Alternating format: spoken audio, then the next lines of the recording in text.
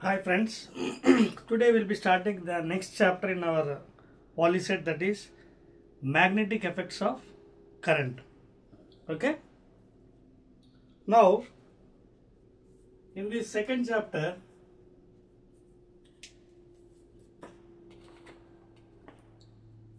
see for our poly set magnetic effects of current. From this also we'll have another 10 marks. ఇంత ముందు కూడా మీకు చెప్పాను కదా, total 40 marks paper physics, total 120లో 50 మ్యాథ్స్, 40 ఫిజిక్స్, 30 కెమిస్ట్రీ. సో ఇప్పుడు మనకి second chapter magnetic effects of current.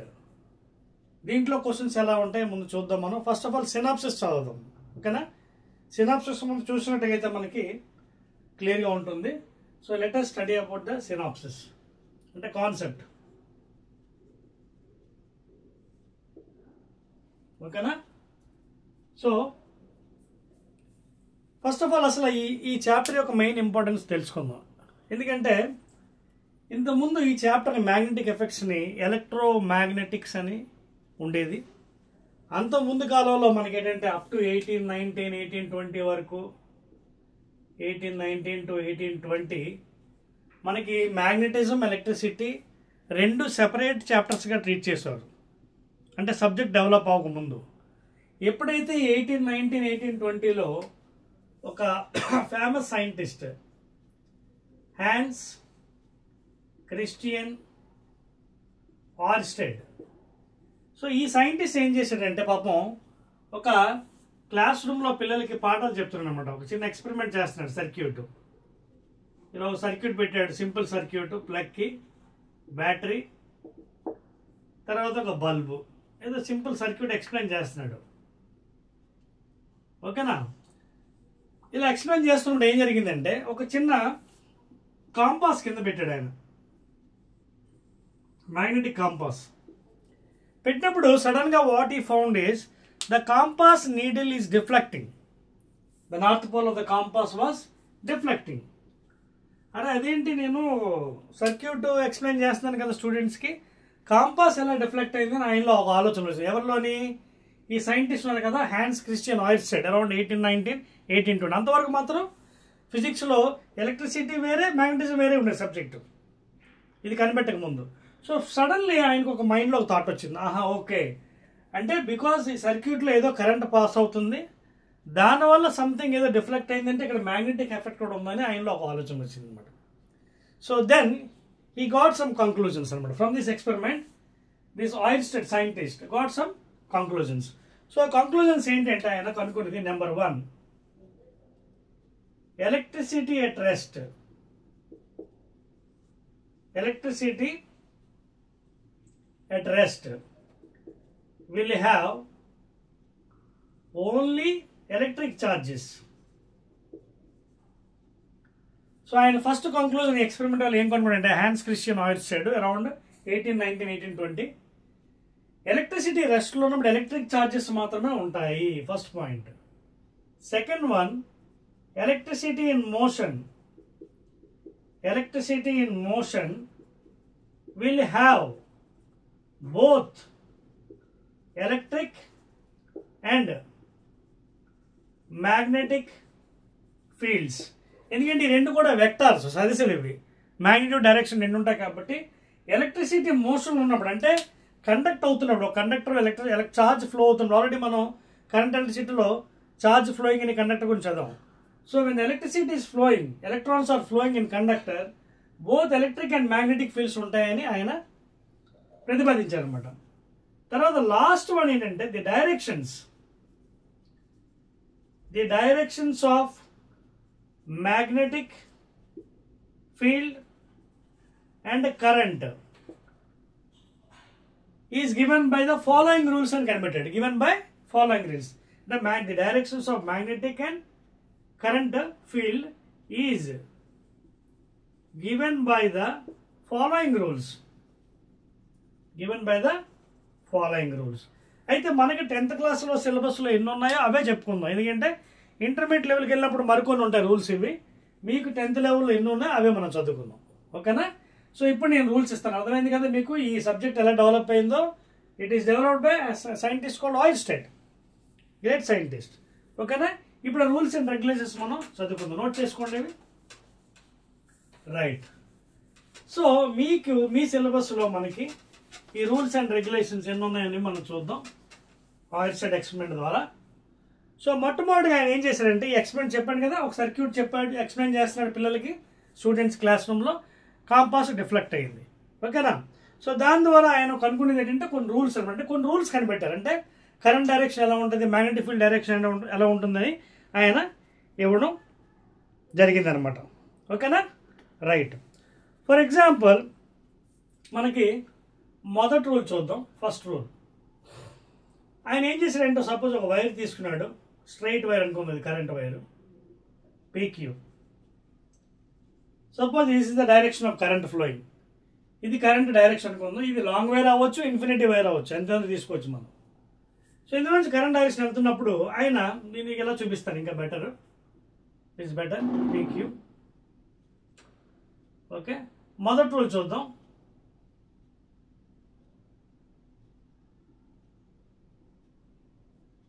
ఓకేనా? దీన్ని మొదటి రూల్ ఏంటంటే Ampere's right hand grip rule. Ampere's right hand, మీ సిలబస్లో ఎంత ఉందో మనం అంతే చదువుకుందాం. ఓకేనా? Ampere's right hand grip rule or thumb rule. యాక్చువల్గా ఇంకా కొన్ని ఉన్నాయి, అవి మీకు అవసరం లేదు, ఇప్పుడు డిస్కషన్ కూడా అవసరం లేదు. హైయర్ క్లాస్లోకి వెళ్ళినప్పుడు నెక్స్ట్ ఇయర్ నేర్చుకుంటారు 11th 12thలో. సో ఈ రూల్లో ఫస్ట్ రూల్ ఏం చెప్పాడంటే ఆయన పాపం, amperes right hand thumb rule అంటే ఏంటంటే అర్థం, సపోజ్ ఇది కండక్టర్, ఇది కండక్టర్ వైపు కరెంట్ పాస్ అవుతుంది, ఇది రైట్ హ్యాండ్ చూసుకోండి, రైట్ హ్యాండ్ తీసుకొని ఇలా పెట్టమన్నాడు, ఇలా కానీ ఇలా కానీ, ఇలా చూడండి. ఈ 4 ఫింగర్స్ని కరెంట్ డైరెక్షన్, ఈ డైరెక్షన్ ఆఫ్ కరెంట్ చూసుకోండి, direction of current PQ. Direction మార్చుకోవచ్చు కూడా మళ్ళీ కావాలంటే, డైరెక్షన్ మార్చుతున్నాను, PQ డైరెక్షన్ కూడా మారుస్తున్నాను. ఇది డైరెక్షన్ ఆఫ్ కరెంట్, ఇప్పుడు ఈ డైరెక్షన్లో మారిపోయింది. సో ఈ రైట్ హ్యాండ్ తీసుకొని fold the fingers in such a way that thumb indicates the direction of current and remaining these fingers folding indicates the direction of magnetic field. అర్థమవుతుంది మీకు point? ఆయన ఏం చెప్పాడంటే, ఈ థంబ్ ఫింగర్ ఏమో direction of current indicate, ఇప్పుడు ఇలా పట్టుకోండి చూడండి, thumb indicates the direction, curling fingers అంటే ఇలా ఉన్నాయి చూడండి, ఇవ్వండి. సో కర్లింగ్ ఫింగర్స్ ఎలా ఉన్నాయి మనకి, ఇలా పట్టుకున్నారు. సో ఇలా ఈ విధంగా మ్యాగ్నెటిక్ ఫీల్డ్ వస్తుంది చూడండి, ఈ విధంగా. ఓకేనా? Coming and going. ఓకేనా? ఓకేనా? ఇలా చూడండి. సో ఈ విధంగా వస్తుంది, లోపల ఇలా రొటేట్ అవుతాను. సో ఇది మ్యాగ్నెటిక్ ఫీల్డ్, ఇది కరెంట్ డైరెక్షన్ ఆయన కనుగొన్నాను. అంటే ఇప్పుడు ఎలా పట్టుకున్నాను నేను, మ్యాగ్నెటిక్ ఫీల్డ్ ఎలా ఉంది, ఎలా వస్తుంది అన్నమాట, ఇలా బయటికి చూడండి. ఇక మీద మీకు ఇంకొక సింబల్స్ కూడా చెప్తానండి ఫిజిక్స్లో, ఈ చాప్టర్లో ఎక్కువగా మనం వాడుతాం. ఇది పేజ్ లోపలికి, ఇది అవుట్ సైడ్ అన్నమాట. ఇలా రాస్తే సింబల్ మీకు, ఇది inside the book or page. ఇలా రౌండ్ పెట్టి చుక్క పెడితే out side the page or book అని అర్థం అనమాట. ఇంకా మనం మాట ఈ అవసరం లేదు, ఇన్సైడ్ అవుట్ సైడ్ని ఈ సింబల్స్ వాడుకోవచ్చు. మీరు ఫిజిక్స్లో ఎక్కువగా మనం వాడతాం. ఇన్సైడ్ అంటే ఇంటూ పెట్టి సర్కిల్, డాట్ పెడితే out side the page. For example దీనికే చూడండి, ఇలా పట్టుకున్నారు, ఎలా ఉంది, ఫింగర్స్ బయటికి చూపిస్తుంది చూడండి, బయటికి అంటే అవుట్ సైడ్. మ్యాగ్నెటిక్ ఫీల్డ్ ఎటువైపు ఉంది, అవుట్ సైడ్. సో ఇక్కడ అవుట్ సైడ్. సో ఆ విధంగా మీరు ఇండికేషన్ అవ్వచ్చు. ఒకవేళ మీకు సర్క్యులర్ రూపంలో చూపించాలంటే ఈ విధంగా చూపించవచ్చు, ఇదిగోండి. సో క్యాచ్ హోల్డ్, 4 ఫింగర్స్ ఎలా ఉన్నాయి, బయటకు ఉన్నాయి చూడండి, బయటికి అవుతుందా, బయటికి.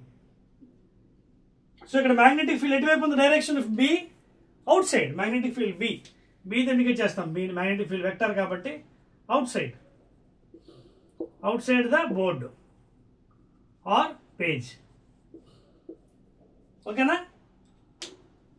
చూడండి, ఇప్పుడు ఇక్కడ చూడండి, ఎలా ఉందో, ఇలా పట్టుకున్నాను నేను, థంబ్ ఫింగర్స్ ఎలా ఉన్నాయి? 4 ఫింగర్స్ ఇన్సైడ్. ఓకేనా? Inside here you can see inside. అదొక పాయింట్ చూడండి. Thumb rule, finger indicates direction of current. Fingers ఇవాళ 4 ఫింగర్స్ ఎలా ఉన్నాయి? లోపలికి వెళ్తాయి చూడండి, లోపలికి గో ఇన్సైడ్. సో ఇన్సైడ్ అనమాట. ఓకేనా? సో ఇలా ఇటు పక్క మళ్ళీ ఈ డైరెక్షన్లో ఇక్కడ అవుట్ సైడ్, ఇక్కడేమో ఇన్సైడ్, ఇక్కడేమో అవుట్ సైడ్. అదవుతుంది మీకు. సో ఆ విధంగా మీరు డైరెక్షన్స్ చూపించవచ్చు, either in circular form or in dot and into form. ఇక్కడ కూడా చూడండి డైరెక్షన్ చూడండి, కరెంట్ డైరెక్షన్ ఇన్సైడ్ చూడండి, ఇన్సైడ్.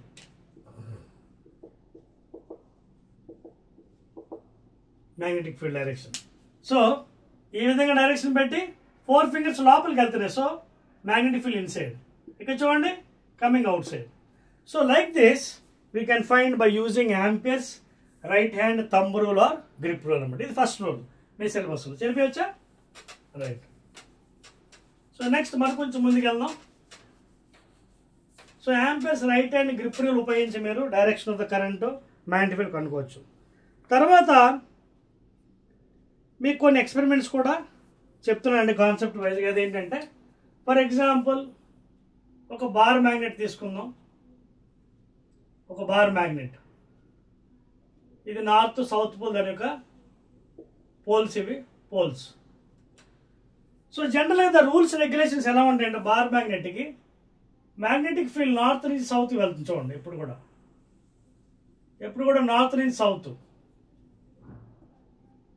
చూడండి, always from north to south. So వీటిలో మ్యాగ్నెటిక్ ఫీల్డ్ లైన్స్ అంటారు. ఓకేనా? ఇక్కడ magnetic field lines.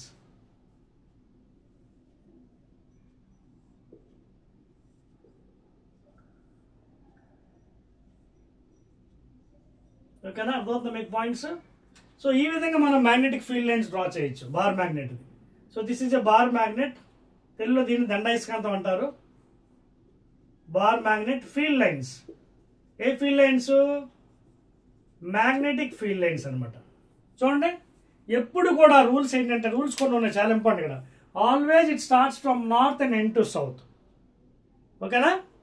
Always north నుంచి స్టార్ట్ అయ్యి సౌత్కి ఎండ్ అవుతుంది, సౌత్ నుంచి స్టార్ట్ అవ్వు. డైపోల్ అనుకోండి, హైయర్ క్లాస్ చదువుతుంది. డైపోల్ అయితే లోపల నుంచి ఉంటుంది, సౌత్ నుంచి నార్త్ ఉంటుంది డైపోల్. ఇలా magnetic dipole south to north, inside the magnet అది. ఓకేనా?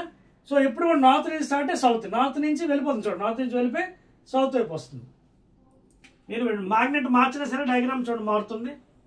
ఇప్పుడు ఇందాక నార్త్, ఇక్కడ సౌత్, ఇప్పుడు వేసాను ఇక్కడ సౌత్, ఇక్కడ నార్త్ పోల్స్ ఇవి. సో చూడండి నార్త్ డైరెక్షన్ మారుతుంది, north to south, north to south, north to south. ఓకేనా? సో ఈ విధంగా వెళ్ళిపోతుంది directions. So this is how the magnetic lines you can show. ఇది లోపలికి సౌత్ కదా, ఇన్సైడ్. నార్త్ నుంచి వెళ్ళిపోతే సౌత్ అయిపోతుంది. సో ఈ విధంగా మీరు మ్యాగ్నెటిక్ లైన్స్ రిప్రజెంట్ చేయొచ్చు కాన్సెప్ట్ వైజ్గా. ఒక దండాయస్కాంతం అంటే ఒక బార్ మ్యాగ్నెట్ తీసుకున్నట్టుగైతే. అండ్ మేక్ ఏ నోట్, కొన్ని ప్రాపర్టీస్ కూడా అది ప్రస్తుతాన్ని మీరు రాసుకుంది కానీ రిగార్డింగ్ మ్యాగ్నెటిక్ ఫీల్డ్ లైన్స్. చూడండి మెయిన్ ఇందులో ఇంపార్టెంట్ థింగ్ ఏంటంటే కొన్ని ప్రాపర్టీస్ ఉన్నాయండి మ్యాగ్నెటిక్ ఫీల్డ్ లైన్స్కి. ఓకేనా? ఆ ప్రాపర్టీస్ ఇస్తాను, మీరు జాగ్రత్తగా రాసుకోండి. అదేంటంటే ప్రాపర్టీస్ చూడండి. ప్రాపర్టీస్ వెరీ వెరీ ఇంపార్టెంట్ అండి. Properties of magnetic field lines. Magnetic field lines very very important. First one, these lines are very clear. These diagram చూడండి, these lines are very clear. చాలా clear గా ఉంటాయి చూడడానికి, distinct గా. These lines are very clear and distinct. ఓకేనా? And no two lines will meet each other. ఏ రెండు గీతలు కూడా ఉదాహరణ కూడా కలుసుకోవు. ఓకేనా? కలుసుకుంటే దాని రిజల్టెంట్ డైరెక్షన్స్ 2 ఉంటాయి, అది ఇంపాసిబుల్. వెక్టార్ ఫామ్లో చెప్తాం హైయర్ క్లాస్లో. So these lines are very clear and distinct. No 2 lines meet each other. తర్వాత always the lines start from north pole and ends to south pole. North నుంచి start అయ్యి సౌత్కి end అవుతాయి, south నుంచి start అయ్యి నార్త్కి end అవ్వు. ఓకేనా? Always it starts from north and ends with south. ఓకేనా? సో ఈ పాయింట్స్ మనం చాలా జాగ్రత్తగా నేర్చుకోవాలి regarding the magnetic lines of forces. ఓకేనా? రైట్. నెక్స్ట్ మరికొన్ని ప్రాపర్టీస్ రిగార్డింగ్ మ్యాగ్నెటిక్స్ తెలుసుకుందామండి. Properties, some more properties of magnet. ఇవి చాలా క్వశ్చన్స్ కూడా వస్తాయి ఎగ్జామినేషన్లో. సపోజ్ నార్త్ ఉన్నాయి, సేమ్ పోల్స్ కదా, సేమ్ పోల్స్ ఏమవుతాయి? Repel each other. Same poles repel. అలాగే సౌత్ అగైన్ రిపల్. అలాగే థర్డ్ వన్ నార్త్ సౌత్ లేదా సౌత్ నార్త్ అట్రాక్ట్. ఇవన్నీ ఇంపార్టెంట్ ప్రాపర్టీస్. అదవుతుందా? ఒకే జాతికి చెందినవి సేమ్ పోల్స్ అనుకోండి, ఏమవుతుంది? రిపల్ అయిపోతాయి. ప్రాపర్టీస్ చాలా ఇంపార్టెంట్ ప్రాపర్టీస్. అలాగే సౌత్ రిపల్ అయిపోతుంది. అలాగే north north again it attracts అనమాట. అదవుతుందా? తర్వాత ఇంకోటి ఏంటంటే, సపోజ్ మ్యాగ్నెట్ మనం తీసుకున్నాం, if you cut into smallest piece in the universe. Magnet మనం ఎంత చిన్న ముక్కగా కట్ చేసినా, if you cut it into even smallest piece in the universe, still that magnet behaves as a magnet. I mean ఆ ముక్క కూడా magnet. అంటే చిన్న పీస్ కట్ చేసినప్పుడు కూడా ఐసోలేటెడ్ పోల్స్ ఉండవు ప్రపంచంలో. ఛార్జెస్ ఎగ్జిస్ట్ అవుతాయి, ఛార్జెస్లో ప్లస్ మైనస్ ఛార్జెస్ ఎలక్ట్రిసిటీలో. కానీ మ్యాగ్నెటిజంలో ఏమవుతుందంటే ఐసోలేటెడ్ నార్త్ పోల్ వేరేగా సౌత్ పోల్ వేరేగా ఉండవు. There is no isolated poles, both exist at a time in any magnet. ఏ చిన్న ఒక ముక్క మ్యాగ్నెట్ తీసుకున్న అందులోని నార్త్ పోల్ సౌత్ పోల్ మాత్రం ఉంటాయి. ఐసోలేట్ డస్ నాట్ ఎగ్జిస్ట్ అన్నమాట. ఓకేనా? సో ఈ పాయింట్స్ మనం చాలా జాగ్రత్తగా గుర్తుపెట్టుకోవాలి రిగార్డింగ్ ప్రాపర్టీస్. చెప్పాను కదా, లైన్స్ ఆఫ్ మ్యాగ్నెటిక్ లైన్స్లో చూసుకున్నాం, వెరీ క్లియర్. అలాగే ఏవేవి అట్రాక్ట్ అవుతాయి, ఏవేవి రిపల్ అవుతున్నాయి. ఓకేనా? రైట్. నెక్స్ట్ అండి, next will go still further. Right hand rule, I mean grip rule అయిపోయింది. Next, for example if you take circular coil, ఇది సర్క్యులర్ కాయిల్ తీసుకున్నారు. ఇది బ్యాటరీ పెట్టారు, కరెంట్ పాస్ అవుతుంది. ఓకే,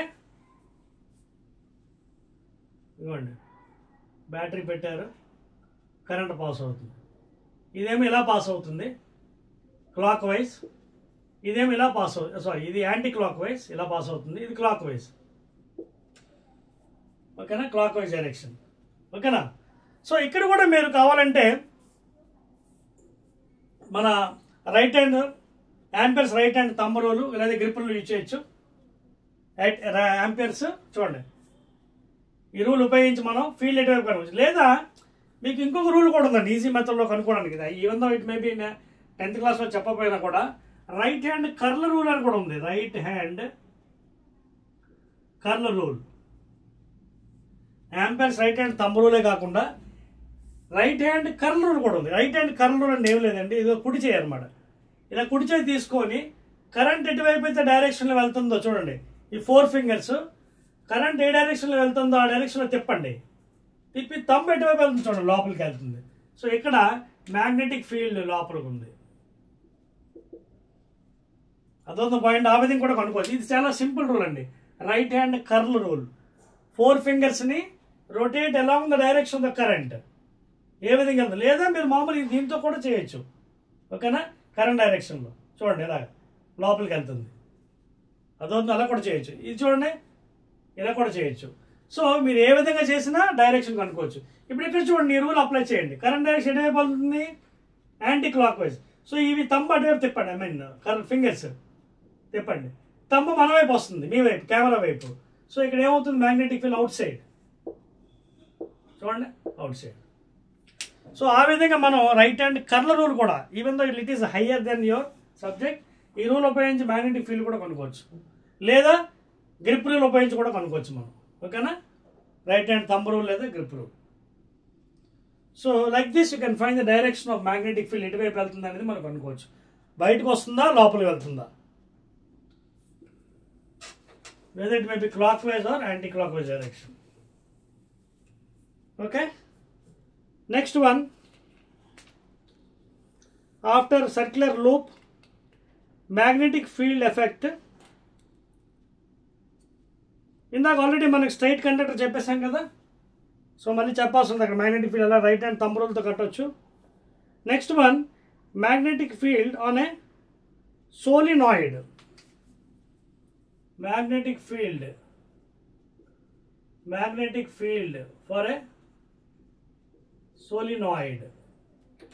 సోలినాయిడ్ అంటే ఏం లేదంటే ఒక సిలిండర్ లైక్ స్ట్రక్చర్ ఉంటుంది, దీని మీద వైర్ ఊండే ఉంటుందండి. ఇలాగా వైర్ ఊండి అంటే కరెంట్ వెళ్ళడం రావడం. ఓకేనా, డైరెక్షన్ ఆఫ్ కరెంట్ డైరెక్షన్. ఓకేనా, కరెంట్ డైరెక్షన్. ఓకేనా. So this is nothing but a cylinder పైన ఒక కాపర్ వైర్ వూండ్ చేసి ఉంటుంది, that is nothing but a solenoid. Suppose if you take the poles like this, north and south, again still it is behave like a magnet. చూడండి, ఇవ్వండి magnetic lines. నాకు చెప్పాను కదా rules, always from north to south, ఓకేనా. ఇదిగోండి direction బయటకు వచ్చేస్తుంది, north నుంచి బయటకు వచ్చేస్తాయి ఇప్పుడు కూడా లైన్స్, సౌత్ వైపు లైన్స్ వెళ్తాయి. ఓకేనా. So these are the things for a magnetic lines for a solenoid. రాసుకున్నారా? రైట్. నెక్స్ట్ వన్, ఇదే వరుసలో మనకి ఇంకొంచెం ముందుకెళ్ళేటకైతే ఫోర్స్ యాక్టింగ్ అనే కరెంట్ క్యారింగ్ కండక్టర్. ఓకేనా. అంటే మనకి ఇక్కడ చెప్పొచ్చేది ఏంటంటే, ఫర్ ఎగ్జాంపుల్ 2 పోల్స్ ఉన్నాయి, మ్యాగ్నెటిక్ పోల్స్, నార్త్ పోల్ అలాగే సౌత్ పోల్. ఈ మధ్యలో ఫర్ ఎగ్జాంపుల్ ఒక కాయిల్, రెక్టాంగులర్ కాయిల్. సపోజ్ ఈ లోపల ఒక రెక్టాంగులర్ కాయిల్ మనం చిన్న వైర్ ద్వారా సస్పెండ్ చేస్తాం అనుకోండి, ఇందులో సపోజ్ కరెంట్ పాస్ అవుతుంది అనుకుందాం. ఇది డైరెక్షన్ ఆఫ్ కరెంట్. ఓకేనా, ఇది డైరెక్షన్ ఆఫ్ కరెంట్. ఇది field direction, magnetic field, north నుంచి సౌత్. ఇలాంటి సందర్భంలో మనం ఏం చేస్తామంటే force acting on a current carrying,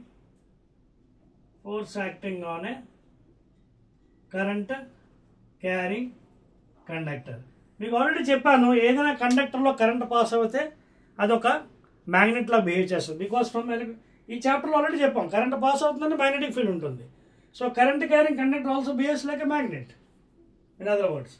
so ఇక్కడ ఇలాంటి సందర్భంలో మనం డైరెక్షన్స్ కూడా కట్టవచ్చు. ఇందులో ఎలాగా? By using Fleming's left hand rule and Fleming's right hand rule. Fleming అనే సైంటిస్ట్ 2 రూల్స్ ఇచ్చాడు, left hand rule, right hand rule. Fleming's left hand rule ఏం చెప్తానండి చూడండి. Suppose this is 4 finger.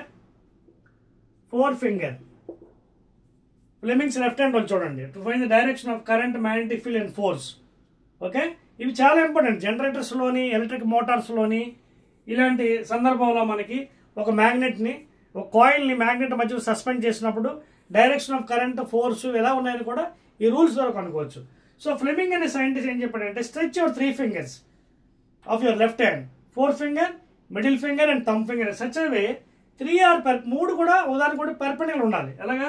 4th finger, middle finger అలాగే thumb finger ఉంటే ఆయన ఏం చెప్పాడంటే, 4th finger indicates the direction of magnetic field. 4th finger ఏం చెప్తుందట? Magnetic field direction. Middle finger direction of current or velocity, direction of current or velocity, speed. And thumb finger indicates the magnetic force. అదే మనం ఇప్పుడు మాట్లాడుకున్నాం, force acting on current carrying conductor. అంటే magnetic force ఏ డైరెక్షన్లో ఉంది చూడండి. ఇప్పుడు current ఇక్కడ పాస్ అవుతుంది, ఇక్కడ లెఫ్ట్ హ్యాండ్ రూల్ అప్లై చేస్తాను చూడండి, ఇది direction of current. So force పైకి ఉంది, మ్యాగ్నెటిక్ ఫోర్స్ పైకి ఉంది. అలాగే ఇప్పుడు మళ్ళీ డైరెక్షన్ మారిపోయింది చూడండి, కరెంట్ డైరెక్షన్. ఇప్పుడు ఫోర్స్ లోపలికి వెళ్ళిపోయింది, పైకి లోపలికి. ఆ విధంగా మనం డైరెక్షన్ ఆఫ్ మ్యాగ్నెటిక్ ఫోర్స్ని లెఫ్ట్ హ్యాండ్ రూల్ యూజ్ చేసి చూడొచ్చు. అదే సపోజ్ డైరెక్షన్ మారింది అనుకోండి, ఫర్ ఎగ్జాంపుల్ చూడండి, సపోజ్ ఇక్కడ పోల్స్ మారాయి, ఇది నార్త్ పోల్ సౌత్ పోల్ అయింది అనుకోండి, ఇందాక ఇది నార్త్ కదా, ఇక్కడ నార్త్ వచ్చింది, ఇప్పుడు డైరెక్షన్ ఇలా వచ్చింది చూడండి ఫీల్డ్. ఇలాంటి సందర్భంలో ఒక కాయిల్ ఉందనుకోండి ఫర్ ఎగ్జాంపుల్ డైరెక్షన్, ఇప్పుడు మీరు లెఫ్ట్ హ్యాండ్ కదా రైట్ హ్యాండ్ రూల్ యూజ్ చేయాలి. ఎందుకంటే రైట్ హ్యాండ్ రూల్ ఏం చెప్తుంది ఫ్లెమింగ్స్ చూడండి, ఇదిగోండి Fleming's right hand rule, stretch the 3 fingers of your right hand, middle finger, 4 finger and thumb finger. చూడండి 4 finger, middle finger and again thumb finger. Such a way 3 are perpendicular. చూడండి ఒకసారి నా వైపు, middle finger same current or velocity direction, thumb finger మళ్ళీ magnetic force, 4 finger again magnetic field direction. So ఈ రెండు rules ఉపయోగించి thumb rule, I mean Fleming's right hand rule left hand rule, electric మోటార్స్లో అదే జనరేటర్స్లో current direction magnetic field direction కనుక్కోవడానికి స్పెషల్గా ఇవి యూజ్ చేయొచ్చు. ఓకేనా? So these are very very important అండి రూల్స్, జాగ్రత్తగా మనం అర్థం చేసుకోవాలి. నెక్స్ట్ వన్, సో ఈ సెకండ్ చాప్టర్లో ఎక్కువ కాన్సెప్ట్ బేస్డ్ అండి, న్యూమరికల్స్ ఎక్కువ రావు మీకు, కాన్సెప్ట్ అడుగుతాడు క్వశ్చన్స్, అవి మనం లాస్ట్లో డిస్కస్ చేద్దాం క్వశ్చన్స్లో. Already we are coming to end now. Right, last one ఏంటంటే మనకి domestic electric circuits. Domestic electric circuits చూద్దాం అది. రైట్, ఈ డొమెస్టిక్ ఎలక్ట్రిక్ సర్క్యూట్స్ అంటే ఏంటంటే మనకి జనరల్గా ఈ కనెక్షన్స్, ఓవర్లోడింగ్, ట్రిప్పింగ్ వగైరా ఇవన్నీ మనం దీంట్లో చదువుతాం అనమాట. అదొకసారి దాని గురించి మనం డిస్కస్ చేద్దాం. చూడండి, రైట్, సోలినాయిడ్ అయిపోయింది, ఫోర్స్ యాక్టింగ్ అన్న కరెంట్ కానీ conductor thumb rule. Okay, right. ఇప్పుడు లాస్ట్ వన్ మనకి ఏంటంటే డొమెస్టిక్. అంటే ఇందులో క్వశ్చన్స్ మనకి ఎలా ఉంటాయంటే అండి చూడండి, ఇళ్లలో డొమెస్టిక్ అంటే మనకి house hold purpose, domestic purpose. జనరల్గా మనకి వైర్ లాగుతారు, కనెక్షన్స్ ఇంట్లో కనెక్షన్స్ ఇస్తారు, వైర్ కనెక్షను. ఇక్కడ మెయిన్ మనకు వచ్చేది ఏంటంటే చూడండి క్వశ్చన్స్ ఎలా ఉన్నాయి మనకి. ఎక్కువగా మనం చూడండి ఓవర్లోడింగ్, ఎక్కువగా ఏంటంటే ఇక్కడ ఓవర్లోడింగ్ అనే పద్ధతి మనం ఎక్కువగా వింటుంటాం, ఓవర్లోడింగ్ ఆఫ్ కరెంట్. ఓకేనా? సపోజ్ మనకు ఒక సాకెట్ ఉంది, ఏదో ఒక సాకెట్లో ఎక్కువ ఎలక్ట్రికల్ అప్లయన్సెస్ కనెక్షన్ పెట్టామనుకోండి, ఏమవుతుంది అక్కడ ఓవర్లోడ్ అయిపోతుంది. సో ఒక సాకెట్ దాని పవర్ ఎంత ఉందో దానికి రిస్ట్రిక్షన్ మనం అన్నీ పెట్టాలి అక్కడ. అప్లయన్సెస్ ఎక్కువ అప్లయన్సెస్ పెట్టినా మనం ఓవర్లోడింగ్ అయిపోతుంది అక్కడ అన్నమాట. ఓకేనా? సో జనరల్గా ఇందులో మనకి క్వశ్చన్స్ ఏంటంటే జనరల్గా మనకు ఒక ఫ్యూజ్ వైర్ ఉంటుంది. ఓకేనా? ఫ్యూజ్ వైర్ చూడండి, బయట మనకి ఈ ఎలక్ట్రీషియన్స్ వస్తారు, ఫ్యూజ్ వైర్ పెడతారు. ఈ ఫ్యూజ్ వైర్ ఎందుకు ఉంటుంది బయట? ఎప్పుడైనా సపోజ్ మనకి ఓవర్గా కరెంట్ వచ్చింది అనుకోండి, ఆ ఫ్యూజ్ కాలిపోతుంది, లోపల అప్లయన్సెస్ సేఫ్గా ఉంటాయి. అదవుతుందా? లోపల ఎలక్ట్రికల్ అప్లయన్సెస్ సేఫ్గా ఉంటాయి. పోయింది ఏంటి? ఫ్యూజ్ వైర్ పోతుంది, మళ్ళీ మార్చేసుకోవచ్చు కావాలండి. కానీ అప్లయన్సెస్ పోతే కాస్ట్ కదా, కాస్ట్ ఎక్కువ. దేర్ ఫోర్ ఆ fuse wire mainly it protects from overloading. ఇది మెయిన్లీ ఏం చేస్తుందంటే it protects from overloading of current. ఓకేనా? రైట్. నెక్స్ట్ తర్వాత మరికొన్ని పాయింట్స్ అండి చూసుకోవచ్చు ఇక్కడ. రైట్, ఇందా మీకు చెప్పాను కదా అదే పాయింట్ ఇక్కడ. సో మెయిన్గా ఈ హౌస్ హోల్డ్ కనెక్షన్స్లో మీరు వైర్ కనెక్షన్స్లో fuse plays and important role అండి. ఫ్యూజ్ వైర్ అనేది చాలా కీ రోల్ ప్లే చేస్తుంది. సో ఏదైనా ఎలక్ట్రికల్ అప్లయన్సెస్ మనం కాపాడాలంటే ఆ ఫ్యూజ్ మెయిన్ అనమాట. ఫ్యూజ్ కాలిపోతుంది, అప్లయన్స్ బాగానే ఉంటుంది అనమాట. అంతేకాకుండా you have to take care regarding the electrical appliance. అంటే ఒకే సాకెట్లో మన ఎక్కువ కనెక్షన్స్ కూడా పెట్టకూడదు. ఓకేనా? రైట్. అంతేకాకుండా వైర్స్ ఇన్సులేట్ కూడా చేస్తుంటాయండి. రెండో point, wires are insulated. If you observe second one, insulation of wire. ఎందుకు వైర్ ఇన్సులేషన్ చేయాలంటే ఎలక్ట్రికల్ షాక్స్ నుంచి కాపాడడానికి కోసం. సడన్లీ మనం అక్కడ ముట్టుకున్నాం అనుకోండి, షాక్ వచ్చేవచ్చు. ఎందుకంటే ఇళ్లలో వోల్టేజ్ మనకు 250 ఉంటుంది, 250 volts లేదా 240 volts. సో ఇన్సులేషన్ వైర్ ఉంటే ఏమవుతుందంటే మనకు కాపాడుతుంది, because it's a bad conductor of heat and electricity. ఓకేనా? రైట్. తర్వాత ఏంటంటే మనకి రైట్. సో దట్స్ ఆల్ అండి. మెయిన్గా మనకి ఈ చాప్టర్స్ మీకు ముందే చెప్పాను కదా, ఈ చాప్టర్లో ఎక్కువగా కాన్సెప్ట్ బేస్డ్ న్యూమరికల్స్ లేవు. ఇప్పుడు మీకు క్వశ్చన్స్ కూడా డిస్కస్ చేస్తానండి, 1 by 1 క్వశ్చన్స్. ఇందులో ఎగ్జామినేషన్లో ఎలాంటి క్వశ్చన్స్ వస్తే మనం చూద్దాం, ఓకేనా. సో క్వశ్చన్స్ చూద్దాం మనం. లాస్ట్ చాప్టర్ ఎలక్ట్రిసిటీలో అయితే మనకి బోల్డ్ అనే ప్రాబ్లమ్స్ చేసాం, ఒక 10, 15 ఇంచుమించు 20 ప్రాబ్లమ్స్ చేసాం మనం. సో ఇందులో థియరిటికల్ క్వశ్చన్స్ మనకి ఎక్కువ వస్తున్నాయి, అది మనం డిస్కస్ చేద్దాం. నెంబర్ 1 ఫస్ట్ క్వశ్చన్స్ అండి. Questions. First one, what is the importance of a compass? What is the importance of a magnetic compass? నాకు డిస్కస్ చేసాం కదా, మ్యాగ్నెటిక్ కాంపాస్ యొక్క ఇంపార్టెన్స్ ఏంటంటే it will indicate the north pole and south pole, ఓకేనా. It indicates the north pole and south pole. అంతేకాకుండా suppose if a magnet bar magnet is kept, okay, if the compass is brought near this thing, అప్పుడు north to north ఏమవుతాయి, reflect అవుతాయి, ripple అవుతాయి. అలాగే south to north attract. So అది ఉపయోగించి మనం we can draw the lines, magnetic lines of forces, okay, in laboratory, physics laboratory. So compass use చేసి మనం దీని లైన్స్ నార్త్ నుంచి సౌత్కి ఎలా వెళ్తున్నాయి మనం డ్రా చేయొచ్చు. That is the main importance of the magnetic compass, ఓకేనా. That is the first question. తర్వాత, if you keep the magnetic compass at any place, always the north pole will be showing about the north pole of the earth. ఇది already మన geographical features లో కూడా తెలుసు. North pole will be showing towards the north pole of the earth, ఓకేనా.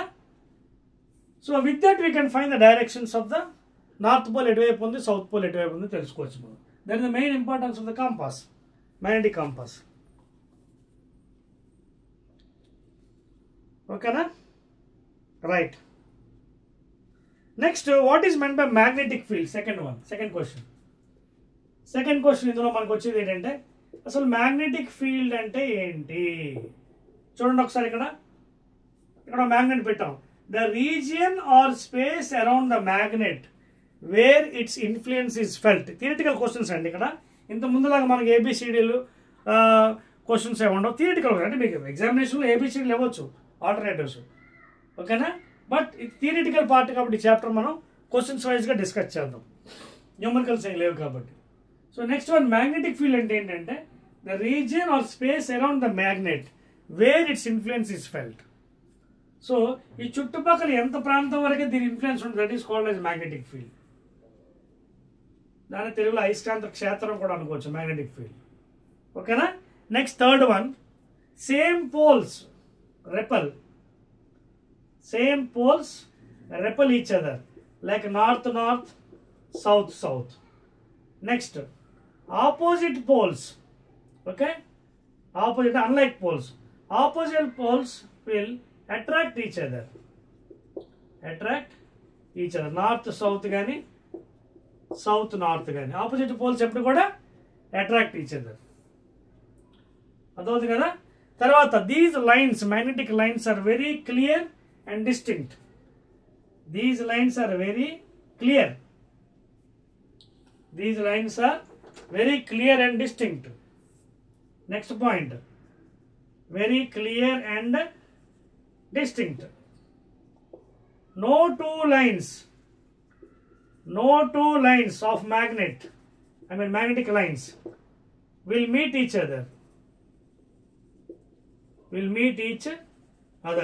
ఏ రెండు lines కింద మీకు draw చేసి చూపించాను.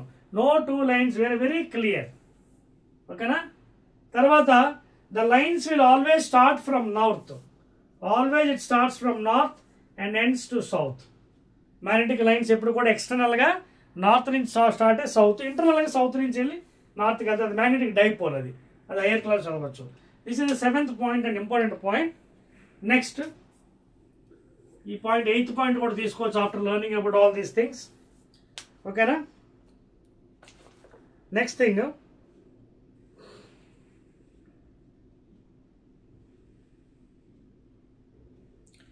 ఏంటంటే మీకు ఆల్రెడీ ఇంతకుముందు చెప్పాను కదా, ఆయిల్స్టెడ్ ఎక్స్పెరిమెంట్ నుంచి. ఆయిల్స్టెడ్ ఎక్స్పెరిమెంట్లో కొన్ని రూల్స్ అండ్ రెగ్యులేషన్స్ చదువుకున్నాం మనం. ఏంటవి? Ampere's thumb rule, right hand thumb rule అని, Ampere's right hand thumb rule or grip rule, తర్వాత Fleming's left hand rule, Fleming's right hand rule. ఇవి ఎందుకంటే మనకి డైరెక్షన్, ఫర్ ఎగ్జాంపుల్ ఒక స్ట్రైట్ కండక్టర్ ఉంది, కరెంట్ క్యారింగ్ కండక్టర్. సో దీనికి ఎలా ఉంటే కాన్సెంట్రిక్ సర్కిల్స్, ఇలా సర్కిల్ కాన్సెంట్రిక్ అవ్వచ్చు, సర్క్యులర్ ఫామ్ అవ్వచ్చు. సర్క్యులర్ ఫామ్లో మనకి మ్యాగ్నెటిక్ ఫీల్డ్ డైరెక్షన్ చెప్పండి, ఇది ఎలా కనబట్టాలనేది. Put your right hand along the thumb direction, put your right hand in such a way, thumb indicates the direction and fingers indicates the direction of the magnetic field. ఇప్పుడు ఈ సందర్భంలో magnetic field లోపలికి ఉంది. So ఆ విధంగా మనం తీసుకోవచ్చు. For example if take like this, it is coming out side. ఈ విధంగా తీసుకుంటే బయటకు ఉంటుంది మనకి మ్యాగ్నెటిక్ ఫీల్డ్. అదేవిధంగా మన జనరేటర్స్, ఎలక్ట్రిక్ మనకి జనరేటర్స్లో చూసినట్టుగైతే, మోటార్స్, ఎలక్ట్రిక్ మోటార్స్లో చూసినట్టుగైతే మన అక్కడ direction of current, direction of magnetic field and also magnetic force by using FLR, Fleming's left hand rule and right hand rule ఉపయోగించి మనం కూడా అనుకోవచ్చు. So these points are very very very important in this chapter, theoretical chapter ఇది. Okay, numericals అయితే ఒకటి కూడా రావండి, theory points మాత్రం చాలా ఇంపార్టెంట్. ఓకేనా? So these are the main rules and regulations you have to remember regarding examination point of view. ఓకేనా? So any doubts? Right. So that's all అండి. మీరు చాలా జాగ్రత్తగా ఈ మ్యాగ్నెటిక్ ఎఫెక్ట్స్ ఆఫ్ కరెంట్ని చదువుకోండి సబ్జెక్ట్ని. ఇందులోంచి కూడా మనకి వీలైతే 10 క్వశ్చన్లు రావచ్చు, లేదా కొంచెం అటు ఇటుగా 2 క్వశ్చన్స్ అటు ఇటుగా రావచ్చు. యావరేజ్గా 10 questions from each chapter. So this is the second chapter in our POLYCET అండి. అగైన్ నెక్స్ట్ చాప్టర్ మన లైట్లో మళ్ళీ మీట్ అవుతుంది. అందులో మళ్ళీ న్యూమరికల్స్ ఉంటాయి, మనకి కాన్సెప్ట్ మళ్ళీ న్యూమరికల్స్. ఓకేనా? రైట్.